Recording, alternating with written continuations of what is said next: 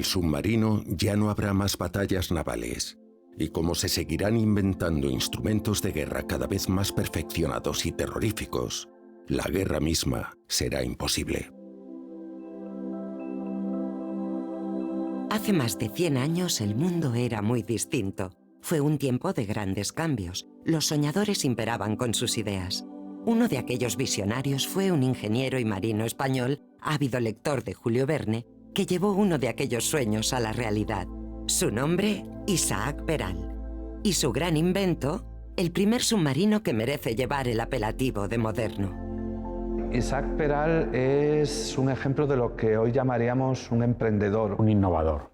Alguien que era muy consciente de las capacidades de la tecnología. Es el primer ingeniero histórico que conozco que ha hecho I+D. Es cierto que el invento de Isaac Peral fue toda una revolución. Si 20 veces se caía, 20 veces se levantaba. Nuestro primer submarinista. Es el padre del arma submarina. Sakharov intentó sabotear el submarino Peral hasta 9 ocasiones. Justo en los momentos en que se podía hacer más daño, que era cuando se estaban haciendo las pruebas de idoneidad para la Marina Española. Probablemente nadie pueda demostrar la verdad, pero a mí me parece que no hay razón para pensar que hubo una mano negra y no tendría lógica que la hubiera. Hay una historia muy interesante alrededor de este alto secreto militar que se decretó por parte del Ministerio de Marina. Todo el mundo en Europa conocía los planos.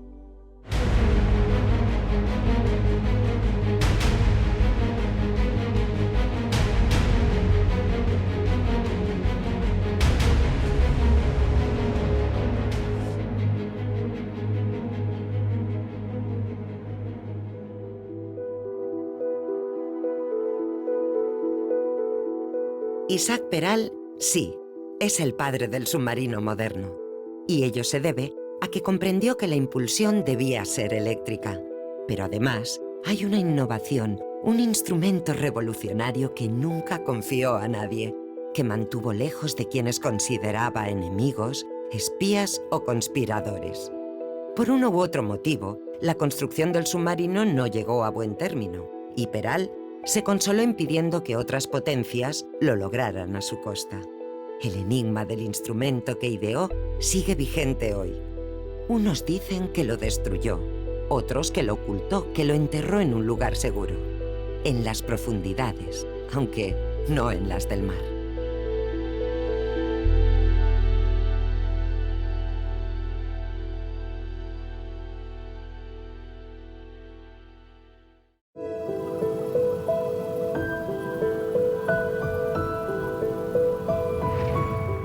Hay que decir que el hombre ha tratado de retar a la naturaleza desde la antigüedad, desde siempre, ¿no? Y ya incluso se tiene conocimiento de que en el siglo V a.C. pues ya había intentos, ¿no?, de meterse bajo del agua. De hecho, en la época de Alejandro Magno, año 332 a.C., se hizo una prueba con una campana de vidrio en la que se sumergía una persona para demostrar que podía llegar a explorar ese fondo, pues en este caso de un lago. La navegación submarina como tal nace muchísimo más tarde, posiblemente en el siglo XV con Leonardo da Vinci, que crea primero un traje de buzo rudimentario pero que funciona, y después idea una nave submarina que ya sí puede guiarla para ir desde el puerto de Venecia contra la flota turca que está, bueno, haciendo un bloqueo a este puerto, y él mismo pensaba que podría barrenar los buques. Los siglos posteriores son de transición, pero siempre está presente en la idea del ser humano conseguir esa nave submarina. Esa nave submarina que a veces es tan rudimentaria como una barca dada la vuelta que utilizaban los cosacos del Volga, apareciendo de repente delante de sus enemigos y atacarlos. Hay algunos episodios importantes, interesantes. Uno de ellos, un holandés, convence a los ingleses de que un aparato submarino pues puede tener interés posiblemente para la guerra. Adentrándonos más hacia adelante en el tiempo, siglo XVII, siglo XVIII, pues realmente son numerosos los intentos de adentrarse en el fondo del mar y tratar de buscar un sumergible apto primero para la investigación y luego para el combate o para la guerra, ¿no? Como todas las aventuras humanas, por supuesto, la búsqueda de la nave submarina se ha cobrado sus víctimas, esos mártires que han muerto intentando conseguir el submarino que hoy conocemos. Personas que han muerto además en condiciones a veces bastante tremendas, ¿no? Porque ha sido por aplastamiento, por la presión, ha sido por ahogamiento. El siglo XIX, estamos hablando de un siglo de la primera y segunda revolución industrial, donde son numerosísimos los inventores. La inspiración es tremenda. Conseguir esa nave submarina por parte de unos monjes franceses, de inventores alemanes, incluso en Estados Unidos durante la Guerra de Secesión se intenta conseguir un submarino que no se logra, no funciona bien. Ni siquiera esa última etapa resultó fácil. En España, varias propuestas interesantes fueron desechadas, hasta llegar a los verdaderos precursores del submarino Peral. Hay un antecedente del submarino de Peral, que es también de un español, en este caso un catalán, Narciso Monturiol, que creó dos buques submarinos llamados ictíneos, el Ictíneo I y el Ictíneo II. El primero era muy pequeñito y se propulsaba por fuerza humana. El segundo ya era más avanzado y tenía un motor de vapor. Y ahí está una de las grandes claves, y es la propulsión. La propulsión de vapor no era la definitiva es la que introduce Peral, que es la propulsión eléctrica, que hoy en día sigue vigente. Los submarinos actuales siguen siendo eléctricos.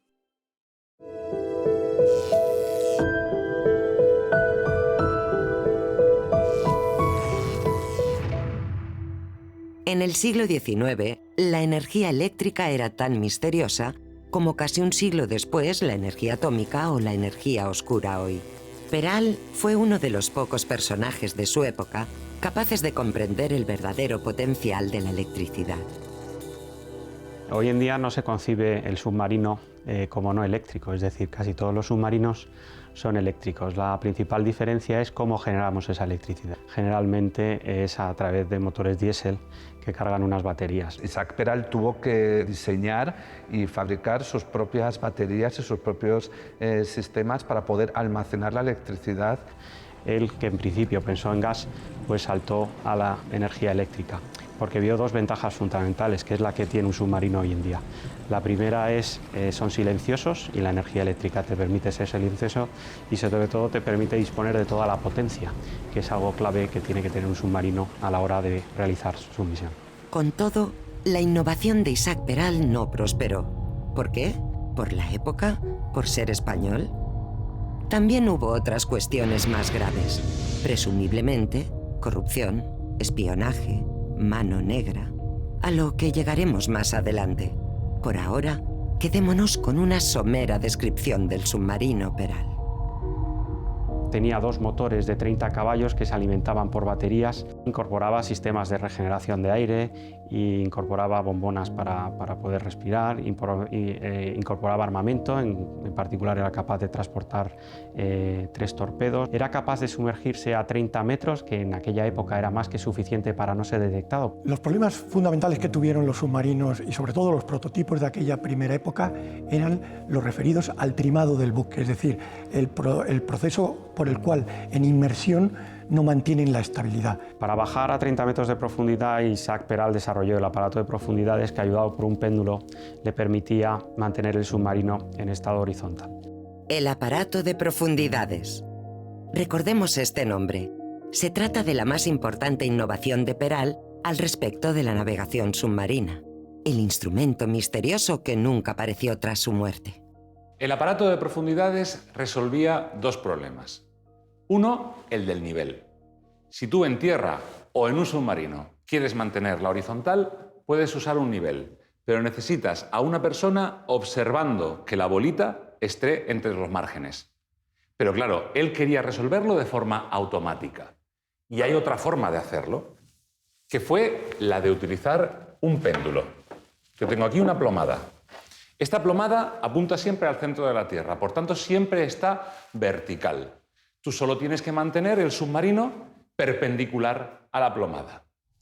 Esta plomada lo que hacía era accionar, cerrar dos circuitos, como quien acciona un interruptor, que cuando el submarino cabeceaba de proa, accionaba este circuito, lo cerraba y activaba las hélices de profundidad que compensaban ese cabeceo. Y si era al revés, pues se invertía el movimiento.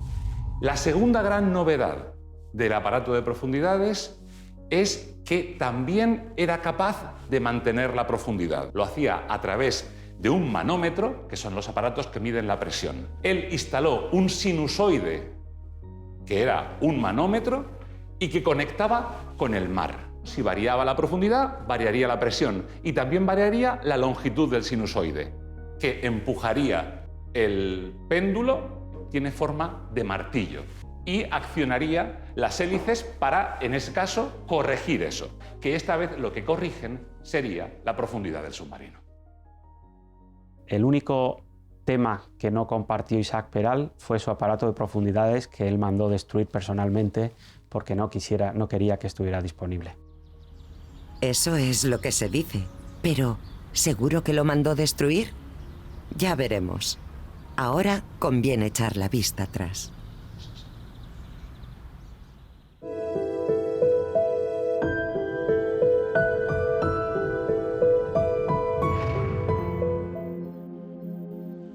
Los intentos por diseñar un submarino eficiente, como hemos visto, fueron numerosos a lo largo de la historia. El arma submarina tendría un efecto trascendente en la guerra.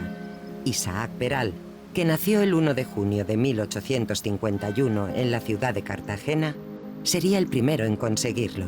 Pero, ¿quién era? ¿Qué pasaba por su mente? ¿Cuáles son sus orígenes? Los orígenes de Isaac Peral son fundamentalmente que es hijo de un marino, de un oficial de la artillería naval, que es un cuerpo que existía en aquella época, y nieto de otro oficial de la artillería naval. El influjo del entorno y de la familia hizo que los tres hijos varones de Juan Manuel Peral, Isaac Peral y sus dos hermanos, ingresaran a la Armada. Él ingresó con 14 años. Bueno, la formación técnica que tuvo Isaac Peral primero fue la formación dentro de la propia Escuela Naval y luego, por supuesto, cuando él fue ascendiendo en la promoción hasta que consiguió, creo que el número 1 o número 2 de la promoción, entonces tenía derecho a optar por el cuerpo técnico de estudios superiores de la Armada, lo que ahora llaman familiarmente el curso de sabios. Él estuvo embarcado 20 años, primero como oficial de flote. Por lo que sabemos, recorrió todos los mares y todos los océanos del mundo. Luego estuvo destinado una temporada en Filipinas, luego estuvo destinado en la Guerra de Cuba, donde entró en acción, y luego estuvo en la Guerra de Carlista. El director del observatorio, que era también el director de la Academia de Ampliación de Estudios, enseguida se fijó en él y lo reclamó en cuanto pudo. Le ofreció la cátedra de física y la de química. Él hablaba inglés, alemán y francés. El tiempo que tenía libre se dedicaba a estudiar. Peral tuvo mala suerte en muchos aspectos de su vida. Quizá el principal fuera la salud. Sus problemas comienzan durante una parada en Filipinas. Durante aquella parada en Filipinas, Peral tiene problemas de salud que al quedarnos tan lejos, la verdad que son algo imprecisos. De tal manera que tuvo una primera intervención a cargo de un cirujano menor, un barbero, una persona con una formación escasa, y probablemente si se trataba de un cáncer, al no ser correctamente eliminado, tuviera alguna diseminación a distancia.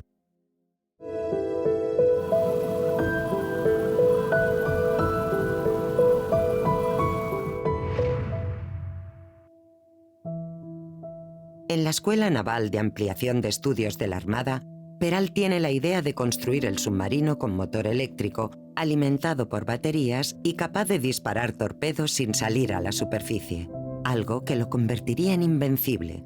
3 son las dificultades que logra solucionar. Pues fundamentalmente es la autonomía. La autonomía que se basaba en tener una propulsión que le permitiera recorrer distancias bajo el mar. En este caso, el submarino Peral era capaz de recorrer, estamos hablando del siglo XIX, del final del siglo XIX, hasta 150 millas en inmersión con la capacidad de la batería que tenía. Y la otra era que el personal, la dotación del submarino, fuera capaz de respirar a bordo en un ambiente confinado y sin aire del exterior. Esos dos problemas los solucionó Peral, uno con las baterías, como dije anteriormente, y otro con un sistema de purificación de aire. Pues lo que tenemos aquí es la simulación de lo que sería el sistema de absorción del dióxido de carbono. Todo el aire que la tripulación respira se hace pasar a través de cal y esta cal absorbe el CO2, de manera que si pasase algo de CO2 a través del absorbedor de CO2, esta disolución cambiaría de color. Fundamentalmente, hizo que este submarino fuera muy superior al resto es la capacidad de lanzar torpedos en inmersión pura. Para navegar debajo del agua se pierde todo tipo de referencia con el exterior y, por tanto, hay que tener un sistema que permita ir de un punto a otro de una forma fiable y segura. Cómo se sitúa el submarino debajo del agua, cómo navega de un punto a otro, es otra de las claves. Por supuesto, el trimado, la estabilidad del submarino. La capacidad de controlar la profundidad automáticamente, mediante lo que le llamó él el aparato de profundidades. Básicamente es lo que daría pie luego a lo que era el sumergible operativo de la época. Consiguió sistemas que hoy en día se usan en submarinos, la torreta óptica, con la cual Peral podía mirar a través de las ventanitas, que luego se constituyeron en los periscopios. Le añadió a esa torre periscópica un sistema antibao y además un sistema para poder medir distancias de buques, que es un sistema que se utiliza actualmente, que es una retícula en el periscopio que le permite conocer la distancia de los barcos o de lo que haya en superficie. Un sistema de trimado con bombas que introducía y sacaba agua para mantener los pesos, la relación peso-empuje del submarino adecuadamente. Son muchas las contribuciones de Peral y muchas las innovaciones, como se ve. Teniendo en cuenta que Thomas Alva Edison había inventado la bombilla 6 o 7 años anteriormente, tuvo que meterla a bordo para poder ver en un ambiente totalmente confinado, en un puro de metal totalmente cerrado y debajo del agua. La velocidad, la maniobrabilidad del submarino Peral superó con creces la de otros competidores. Hay que tener en cuenta que Peral consigue algo tremendo. En un solo año contribuye a una plataforma de guerra que es la principal característica del submarino, que es la discreción. Ese es el concepto innovador, porque en aquel entonces incluso hay gente que llega a pensar que la guerra submarina es una guerra innoble. Todo se basaba en la potencia artillera, en el tamaño y en la coraza de los barcos y sobre todo en la estrategia de los mandos, de dónde colocar a las fuerzas navales y cómo maniobrar con ellas para llegar a ganar un combate, ¿no? Adelante uno. Abierta. De orden mía, sumergir el barco. Pero volvamos a la dura realidad de finales del siglo XIX. En 1885, España está a punto de entrar en guerra con Alemania, que reclama la posesión de las Islas Carolinas, un archipiélago en medio del Pacífico. En la década de los años 80, pensemos en la enorme potencia del Imperio Británico, un imperio mundo, la era victoriana. Todo le salía bien a Gran Bretaña en 1870-1880. Y en ese sentido, hay rumores muy sostenidos según los cuales Gran Bretaña piensa apoderarse de las Islas Canarias, los alemanes quieren apoderarse de las Carolinas y las Marianas, quién sabe si también de las Filipinas. Demuestra palmariamente a Peral que España no tiene medios y que es urgente afrontar una situación de crisis en la cual un país con una armada mucho más poderosa que la de España puede atacar a España. Le dijo a su mujer que no le quedaba más remedio que poner en conocimiento de sus superiores que tenía un arma que podía desequilibrar el conflicto en beneficio de España. Peral envió sus diseños al Ministerio de Marina, que nombró una comisión para que los estudiara en Madrid, la llamada Junta Técnica. Esta aprobó la puesta en marcha del proyecto. Uno de los requisitos claves que le pusieron a Isaac Peral es que tuviera el máximo contenido nacional posible, con lo cual el proyecto trajo de fuera lo único que no se producía dentro de España. Pero en España, por desgracia, en aquella época es que no había... la tecnología era muy de andar por casa, ¿no? El submarino Peral fue el primer buque construido en casco de acero en un arsenal del Estado. O sea, los buques de casco de acero que teníamos procedían de astilleros extranjeros, sobre todo británicos y franceses. Con un primer presupuesto del Estado de 5.000 pesetas, Peral viaja al extranjero para conseguir el material necesario. Luego se amplió a las 300.000 pesetas para acabar siendo muy superior.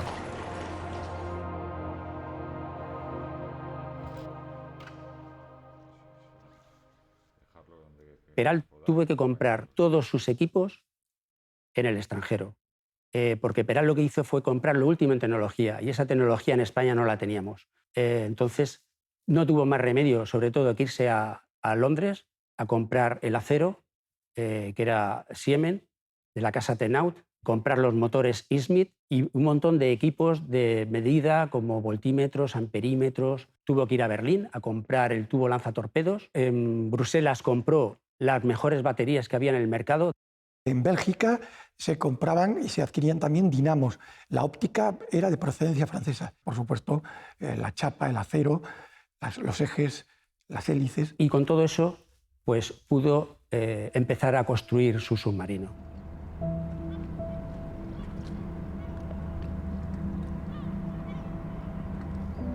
Los trabajos de construcción comenzaron en el arsenal de La Carraca, Cádiz, el 23 de octubre de 1887.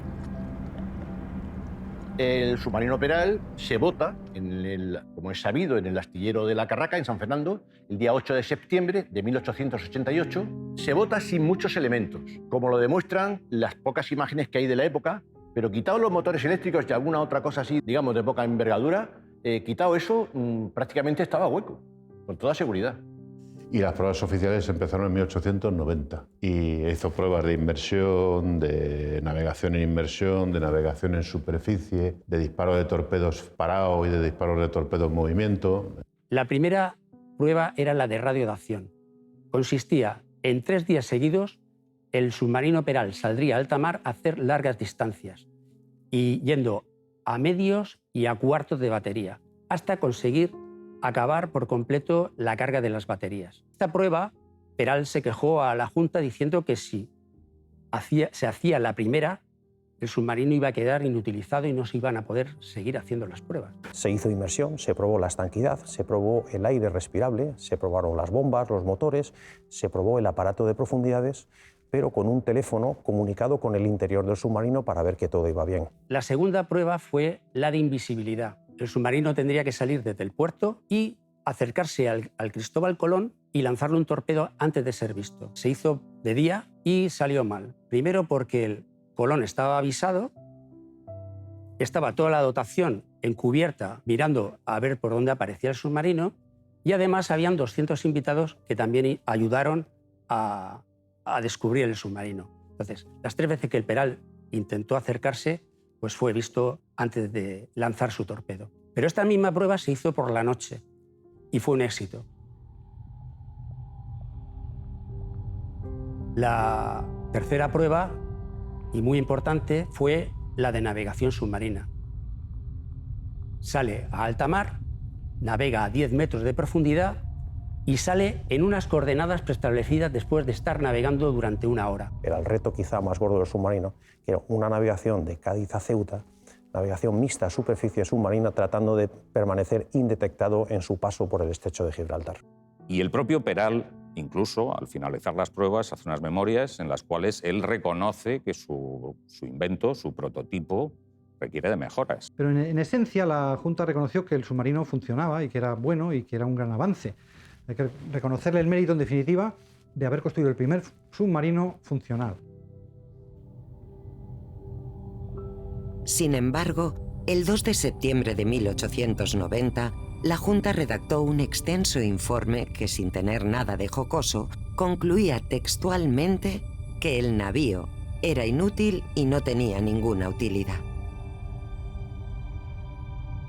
El veredicto de la Junta Técnica fue paralizar la continuidad del proyecto. ¿Por qué? Siempre ha habido peralistas y peralófobos. O sea, gente muy a favor, gente muy en contra. Yo creo que gente neutral no había nadie. Entre los liberales había algunos que directamente pensaban que lo mejor era abandonar el imperio español, centrarse en el mercado nacional, y luego hay, claro, mercaderes, intermediarios, comisionistas y gente que no quería que ese invento saliera adelante. Yo creo que sí, se dinamitó. Creo que por las presiones sobre todo de los ingleses. Resulta que los ingleses en ese periodo tenían la mejor fuerza naval del mundo. Cuando la gente está diciendo en la prensa que esto va a ser, gracias a esto vamos a recuperar Gibraltar, es como echar leña al fuego. Entonces la pregunta aquí en realidad es por qué se ponen esas pegas, o decir quién es la mano que está detrás forzando, si solamente son los marinos o hay una mano política que obliga a poner esas pegas y a desechar el submarino. ¿Fueron autónomos los marinos que hicieron este juicio o por qué fueron tan negativos? El prototipo superó ciertas pruebas, pero no con la rotundidad con la que muchos dicen. Hombre, era un programa de pruebas, digamos, un poquito simplista. Para mí, realmente no era tan innovador como muchos dicen. No se llegó a producir para la Armada el submarino, pero sobre todo es porque Peral decidió que no quería aceptar que otro dirigiera el proyecto que él había dirigido hasta entonces. Quizás si el programa se hubiera continuado, es posible que se hubiera llegado a un avance, ¿no? Aunque tuvo grandes defensores como la reina regente doña María Cristina, también tuvo detractores poderosos. Cánovas del Castillo, jefe del gobierno, sentenció: «Vaya, aquí tenemos un Don Quijote que ha perdido el seso leyendo la novela de Julio Verne». Entre ese grupo de peralistas estaba nada menos que la mismísima reina regente, María Cristina, que a final de cuentas ella fue la que dio el espaldarazo definitivo para la construcción del submarino. De hecho, estaba tan enamorada del proyecto que mandó a su propio ayudante personal, o sea, de la corte, a Cádiz, porque la reina quería tener información de primerísima mano y en tiempo casi real de las pruebas del submarino. Eso, entre otras cosas, siguió acarreando muchas envidias. Isaac Peral era un visionario, era un hombre muy inteligente, por lo que cuentan las fuentes de la época, y sobre todo era un gran patriota que optó por entregar su gran invento a la patria, a España, que por hacer negocio con él, que lo podía haber hecho perfectamente.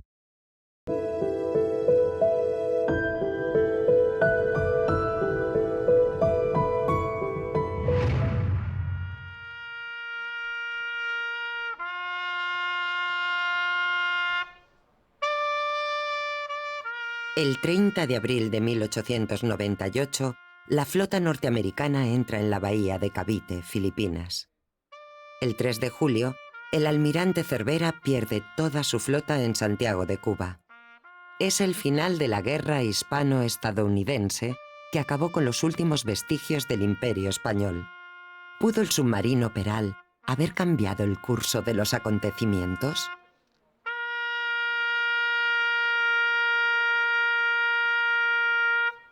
Si hubiera cambiado el curso de la historia, eso nunca se sabrá, es el problema que tiene la perspectiva. Pero que hubiera influido, sin lugar a dudas, hubiera influido. Sobre el resultado de la guerra, no soy yo el que lo dice uno de los principales actores, que es el almirante Dewey, que en su exposición o en su informe sobre la guerra en el Congreso de los Estados Unidos les dijo a los congresistas que si España hubiera tenido el submarino de Peral, él no habría aguantado el bloqueo más de 24 horas. El simple hecho de que la Marina estadounidense hubiera conocido la presencia de submarinos como los de Isaac Peral en la zona, hubiera obligado a tomar decisiones totalmente distintas de los que se tomaron.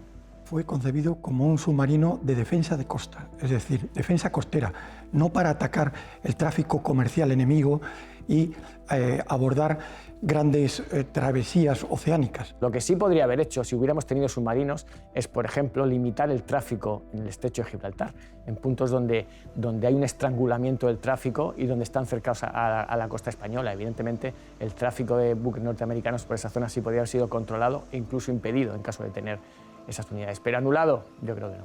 El retraso comparado de las políticas imperiales españolas a finales del siglo XIX hacían literalmente imposible que frente a una potencia como la de Estados Unidos pudiera España hacerle frente. El submarino de Peral no hubiera cambiado el final del Imperio español, que finalmente se descompone a lo largo de 4 siglos.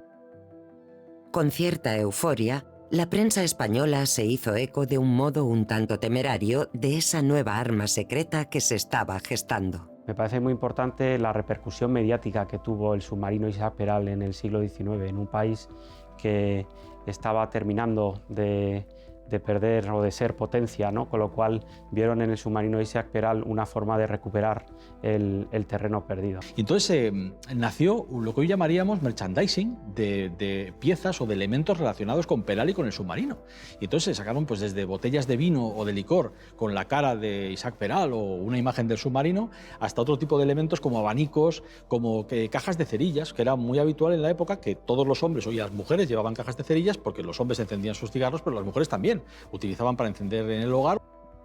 Cajas de puros, papelitos, por ejemplo, para también enrollar los cigarrillos, todo tipo de elementos destacados para, o argumentos de venta o incluso de coleccionismo.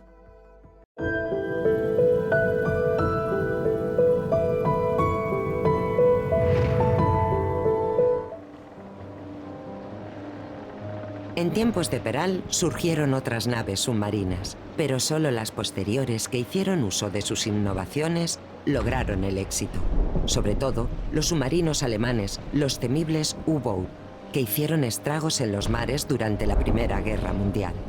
En la Primera Guerra Mundial, el submarino da sus primeros pasos. Las manadas de lobos alemanes, los U-Boot, atacaban a los convoys. En el año 1914, Otto Wedingen asoma los dientes y hunde a 3 acorazados británicos de más de 12.000 toneladas. El mundo se queda boquiabierto realmente con la capacidad de combate, con la capacidad destructiva que tiene un solo submarino.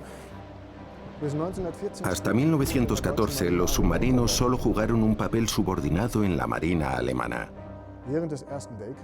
Durante la Primera Guerra Mundial, rápidamente quedó claro desde el punto de vista alemán que los submarinos eran el único medio de guerra naval con el que se podía romper el bloqueo inglés y provocar disturbios sensibles y destruir al enemigo. Desde un punto de vista técnico, el submarino fue, y es sin duda, un invento altamente innovador que cambió la imagen de guerra naval clásica que había imperado hasta entonces. Los desarrollos tecnológicos promovieron y ampliaron las opciones operativas de acción e ideas en la guerra naval. Desde estos submarinos de principios del siglo XX hasta hoy, los más modernos siguen siendo herederos del ideado por Peral.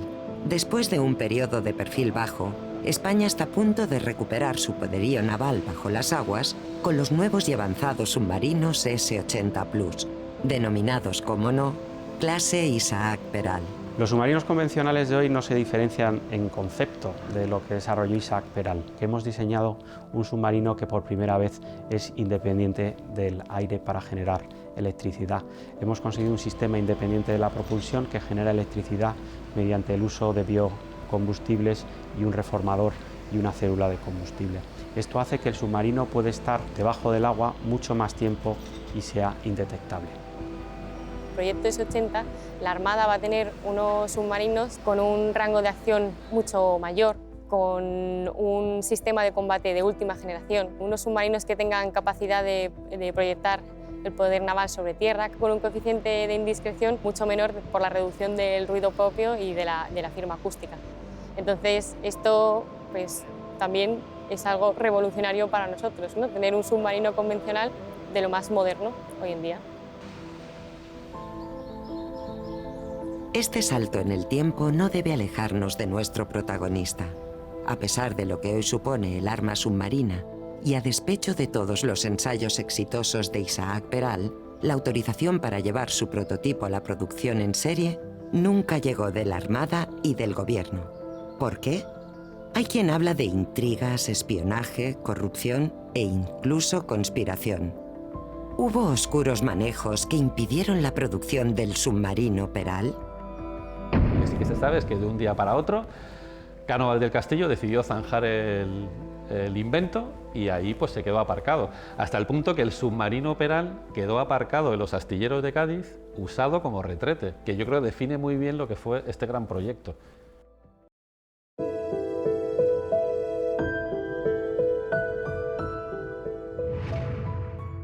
Estamos hablando de una parte donde, claro, la historia pues, se puede modificar, depende de las fuentes en las que se beba. La historia dice una cosa o dice la otra. Hay un personaje muy famoso en aquella época, que incluso está en algún cuento de Tintín, aparece, que es Basil Zaharov. En La oreja rota. No aparece como Basil Zaharov, aparece como Basil Bazarov. Pero es un traficante de armas que pone de acuerdo a dos países para que monten una guerra y al mismo tiempo les vende armas a esos dos países que están en conflicto. Basil Zaharov, una figura siniestra a quien llegaron a llamar el hombre más malvado del mundo, que el genial Orson Welles retrató en su película Mr. Arkadin. Soy un imbécil.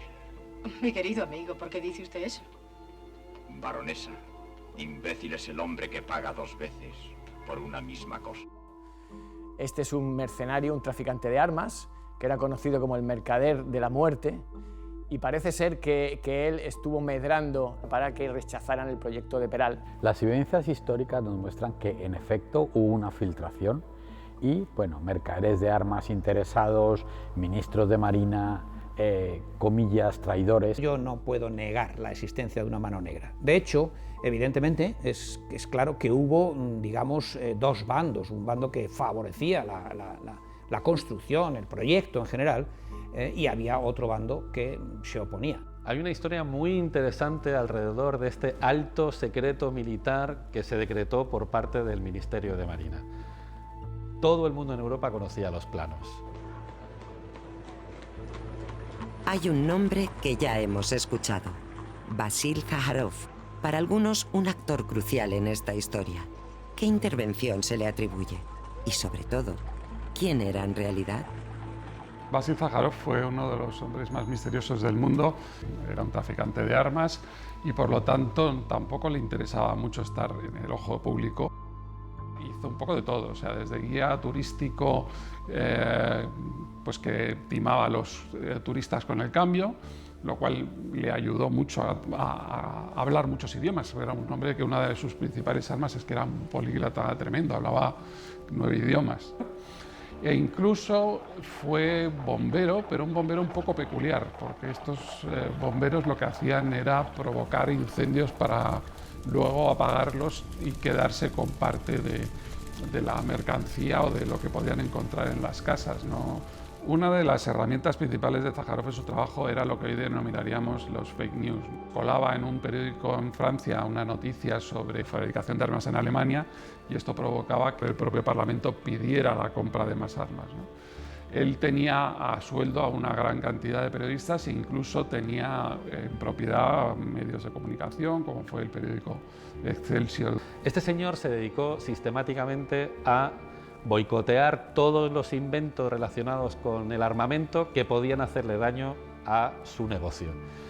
Y este señor, curiosamente, Vasil Zaharov, llega a España poco después de la muerte de Alfonso XII, cuando parece que el submarino empieza a crear ciertas expectativas y cuando parece que va a ser un hecho cierto que España va a contar con un arma como el submarino de Peral. Zaharov llevaba tiempo buscando un submarino que fuera realmente operativo.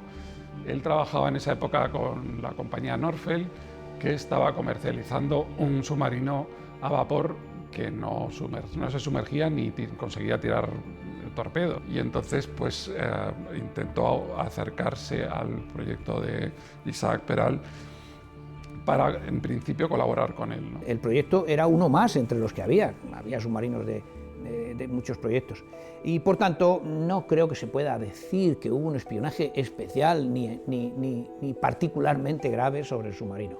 Por supuesto que había espionaje, que había espías y que había gente buscando por toda Europa inventos determinados que podían tener interés. Hay muchas versiones distintas sobre si Zaharov intentó o no entrevistarse con Isaac Peral.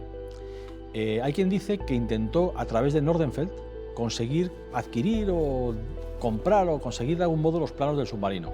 La verdad es que esto no hay constancia, no tenemos ningún documento que lo pruebe. Lo que sí que es cierto es que Isaac Peral tenía una visión muy patriótica de la vida y él pensaba que el arma submarina o era para España o para nadie, con lo cual podemos pensar que posiblemente no quiso tener ningún trato con Zaharov. Y entonces, casualmente, acaba en Cádiz, en el astillero en el que Peral estaba desarrollando su invento. Se sabe porque alguien lo reconoce, alguien lo denuncia y la prensa local de Cádiz en ese momento pues parece ser que recoge que alguien relacionado con la industria, las armas inglesas, se ha metido en el astillero, ha entrado dentro del submarino y ha estado tomando notas respecto a ese invento y al desarrollo y a la construcción de ese submarino. En uno de nuestros archivos, concretamente en el del Viso del Marqués, en Ciudad Real, pues hay un documento muy interesante de una docena de páginas, que es un informe que el almirante del Arsenal de la Carraca solicita información, pide que le den un informe acerca de ese incidente, dice él, ese incidente que ha ocurrido con 2 individuos extranjeros que se han introducido en el interior del submarino. El almirante quiere, pues eso, que ruede alguna cabeza, que alguien entró en el mea culpa. Por fortuna, y ahora cobra especial importancia, Peral nunca compartió los planos del, volvemos a citarlo, aparato de profundidades. Dicen que se llevó a la tumba el gran secreto de su submarino, lo que de verdad revolucionó el arma de Peral. y entonces tuvimos que esperar prácticamente hasta la Primera Guerra Mundial para que los disparos no provocasen el retroceso que 30 años antes había conseguido Isaac Peral. No solo Peral ocultó el aparato de profundidades, el novedoso aparato de profundidades, sino que es que lo ocultó la Armada. Era el submarino, se declaró, el proyecto se declaró como secreto, y la parte más secreta del proyecto secreto era el aparato de profundidades. En esto hay cierta controversia. Numerosos estudiosos afirman que Peral nunca llegó a compartir los verdaderos planos del instrumento con nadie, ni siquiera con la Armada. También es controvertido si el submarino sufrió sabotaje. Se dice que Sájarov intentó sabotear el submarino Peral hasta en 9 ocasiones. Lo que sí es cierto es que hubo sabotaje, y se saboteó el submarino en algunos elementos justo en los momentos en que se podía hacer más daño, que era cuando se estaban haciendo las pruebas de idoneidad para la Marina Española. Un buen día, delante de la reina María Cristina, de la regente María Cristina, iba a haber una exhibición o una de las pruebas públicas del submarino y de repente aquello no funcionaba. Pero Isaac Peral conocía muy bien su invento, se fue a las baterías y alguien había sacado el líquido de dentro de las baterías y lo había rellenado con un líquido rojo. Consiguió cambiar las baterías y consiguió que la prueba aquella fuese un éxito. ¿Estaba Vasil Sájarov detrás del boicot del submarino? Pues es bastante probable que si no fue él, fuese alguno de sus agentes en España. Pero que Sájarov estaba detrás del intento sistemático de boicotear las pruebas de Peral, pues es prácticamente seguro. Existen muchos rumores fundados, sobre que Sájarov intentó sobornar a políticos españoles para frenar o evitar que llegase a buen puerto, nunca mejor dicho, el submarino de Isaac Peral. Pero lo que sí que es cierto es que, y eso es un hecho histórico, es que Sájarov tenía muy buenos contactos entre los hombres poderosos que había en España.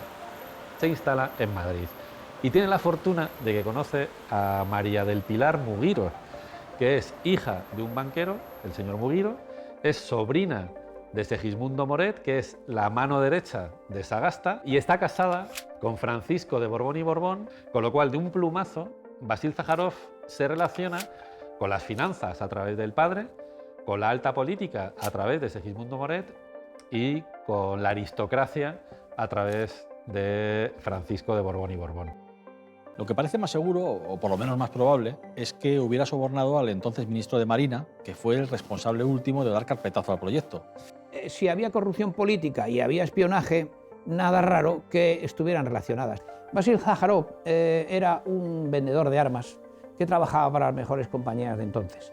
Y lógicamente se movía por todos los ambientes porque le vendía armas. Casi todo lo que se dice de Vasil Sájarov se puede considerar también como cosas que se dicen y que no están demostradas tampoco. La relación de Sájarov con España se cimenta gracias a su relación con María del Pilar Muguiro y Berruete, que a la vez estaba casada con un primo de Alfonso XII. Francisco Borbón, que así era su nombre, tenía muchos desarreglos emocionales y Sájarov aprovechó la circunstancia y la convirtió en su amante, hasta que finalmente murió Francisco de Borbón en 1923 y pudo casarse con ella, a pesar de que ese matrimonio solamente duró unos meses porque ella falleció poco después. Sájarov murió en 1936 en la cama, como pasa con muchos de estos grandes delincuentes. Lo curioso de toda esta historia es que este trío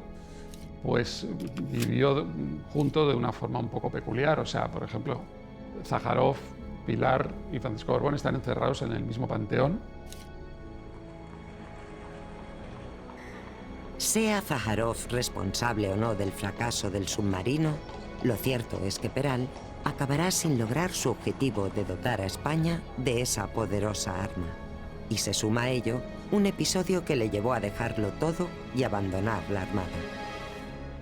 En el otoño de 1889 tiene lugar la famosa Exposición Internacional de París, que es cuando se va a inaugurar la Torre Eiffel, ¿no? Peral se dirige al almirante de Cádiz y le pide permiso para desplazarse a París, porque allí puede ser que haya algo que sea de aplicación al submarino.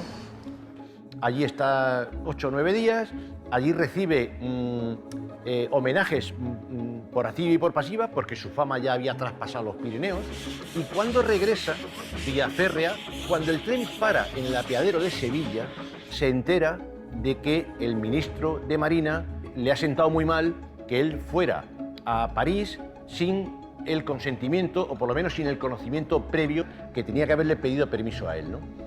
De modo que cuando el tren llega a San Fernando, lo apresan, lo meten en prisión a la espera de juicio. Y allí va a estar aproximadamente un par de meses. El ministro recibe presiones, decide ponerlo en libertad sin cargos. Pues Isaac Peral abandona la Armada cuando le deniegan el pan y la sal, básicamente.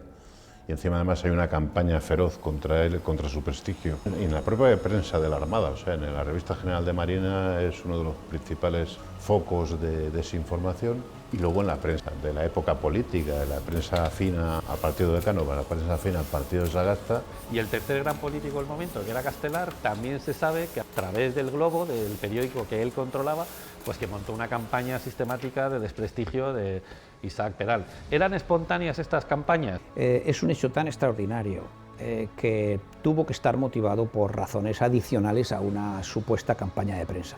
Había un enfrentamiento político muy grande que tomó como bandera a Peral, con o sin consentimiento de Peral, no entremos en eso. Se mezcla ahí un poco el desprecio auténtico con su personalidad. Era una personalidad muy susceptible, podríamos decir. Le hundieron su invento y por eso es el intento de muchas personas de recuperar la persona y la figura de Peral. El 5 de enero de 1891, Peral recibe la licencia absoluta. Algún tiempo después, publica un manifiesto en el periódico satírico El Matute. Ofrecí al gobierno mis ideas sobre el asunto, sin que me guiase otro móvil ni haya abrigado nunca otra ambición que la de contribuir al engrandecimiento de mi patria. Se han cometido verdaderas inconveniencias lamentables y ya irremediables, y se me han inferido pública y oficialmente agravios que no creo haber merecido como premio a mis modestos pero leales servicios. No me queda otro recurso que apelar a la conciencia pública, con el doble objeto de que ésta pueda apreciar de parte de quién está la razón y de advertir a la nación la trascendencia que tendrá forzosamente la ligereza con que se ha procedido en este asunto. Se me priva de los medios de realizar mis ideas por no quererme someter al camino que se me trazaba.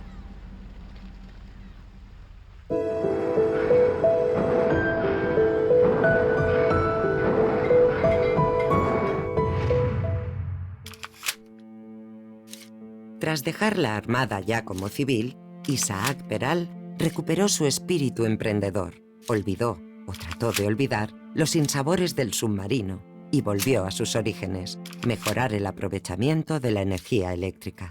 Él claramente se dedica a pensar en esa España llena de carencias de finales del siglo XIX. En la última etapa de su vida, él tuvo un enorme interés en el desarrollo de los núcleos urbanos y el servicio de la luz eléctrica. Tiene la visión y la capacidad de entender que hace falta electricidad, hace falta electrificar hasta los pequeños núcleos poblados de España para poder ponernos al día. Quiere hacer borrón y cuenta nueva, quiere resetear su mente, entonces coge a su familia, coge los planos del submarino, la bandera del submarino y se instala en Madrid.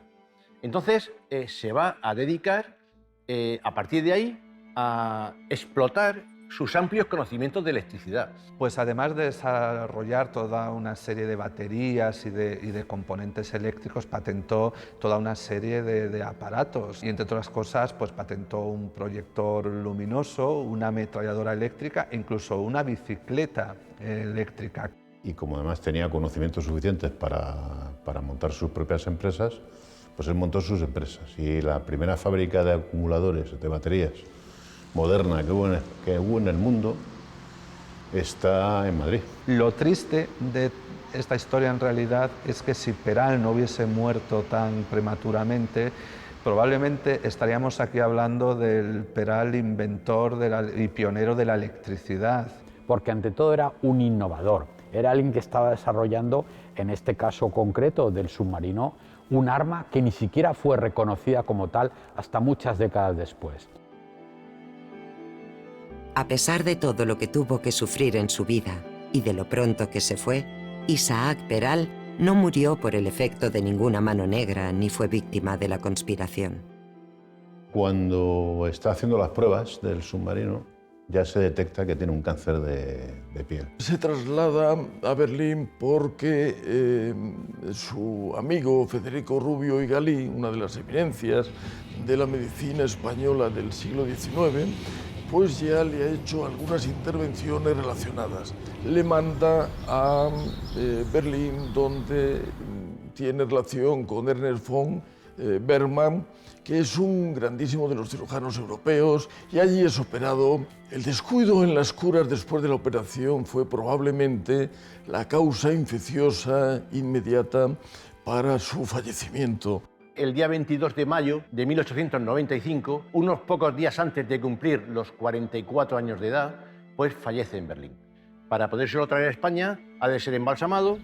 Cuando llega a la estación de Madrid, solamente hay los pocos miembros de la familia y 5 músicos que a pie de andén le tocan la marcha heroica de Beethoven.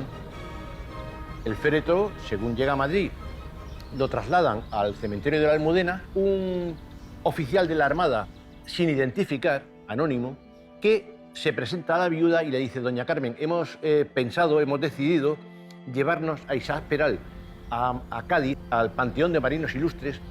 La viuda se niega porque le dice: pues no, ustedes no se merecen tener a mi marido porque ustedes en vida lo han despreciado. Y la viuda finalmente aceptó que se trajesen los restos a Cartagena. Cuando va a venir surge el problema de cómo transportarlo, porque era un féretro que venía precintado, pesaba muchísimo, porque había sido embalsamado en Alemania. La venida fue en régimen de equipaje porque era lo que podía hacerse por la naturaleza del estado en que se encontraba el cadáver y por la economía también. Al final la respuesta de Cartagena ciudad fue extraordinaria y eso movió a que el ayuntamiento también tuviese que responder, que hasta ese momento había sido algo reacio.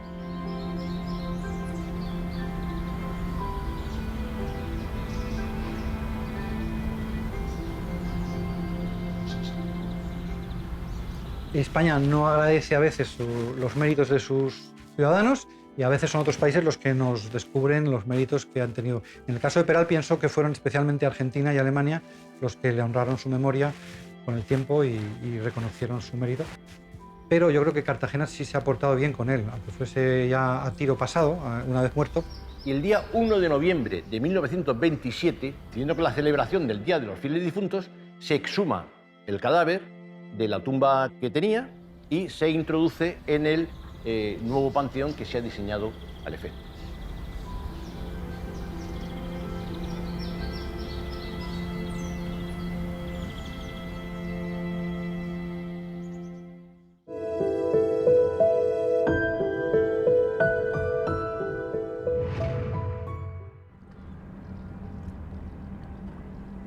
Peral murió, pero su historia no acaba ahí. Hemos ido dejando migas de pan en relación con su gran innovación, la que nunca compartió con nadie, el aparato de profundidades. ¿Qué fue de él? No hubo nunca un comunicado oficial.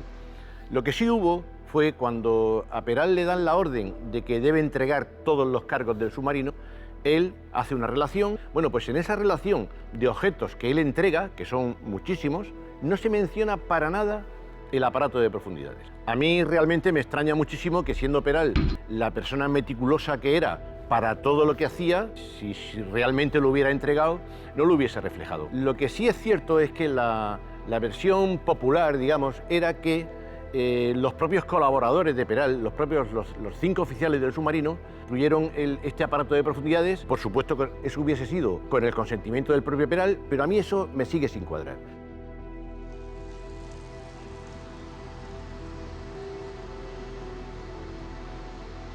Diego Quevedo no solo conoce bien esta historia o leyenda, él mismo se topó con ella en cierto momento de su vida durante un viaje a San Fernando en el que quiso visitar la que fuera casa de Peral.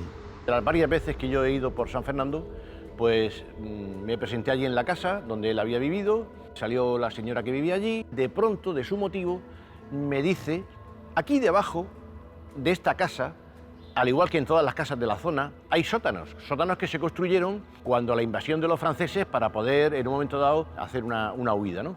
Entonces, esa leyenda que se ha transmitido de inquilino a inquilino viene a decir que aquí debajo Peral, en este sótano, ocultó el famoso aparato de profundidades. Cuando Isaac Peral, en 1891, se traslada a vivir a Madrid, le alquila una persona y al poco de vivir esa persona, pues llega una señora que dice ser la asistenta de Peral y su familia. Y esta señora le cuenta que aquí debajo hay enterrado un aparato, ella no supo decir qué, pero todo hace indicar, si el aparato de profundidades no figura en esa relación que Peral hizo de todos los objetos entregados, que debe estar ahí abajo. Creí que mi deber era comunicárselo a la Armada. En principio se interesó por el tema, pero por lo visto era muy complejo, donde vivía una señora que era alquilada, que no era la propietaria, una vivienda histórica. En fin, parece ser que los servicios jurídicos desaconsejaron el intervenir allí. Este no es el punto final, pero no será fácil seguir en adelante la pista del enigmático instrumento. Quizá, de estar allí, haya quedado sepultado para siempre.